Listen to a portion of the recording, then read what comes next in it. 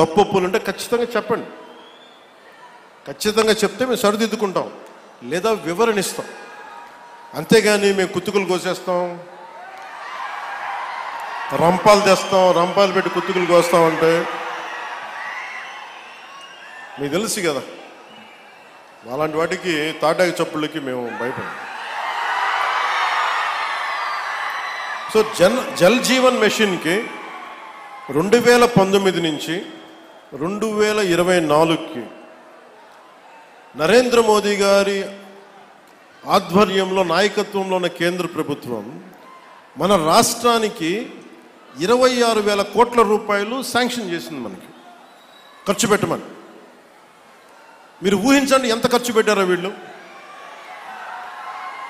26,000 కోట్లు మొత్తం ఇస్తామంటే దానికి మ్యాచింగ్ గ్రాంట్ ఇవ్వకపోవడం వల్ల 4,000 కోట్ల రూపాయలు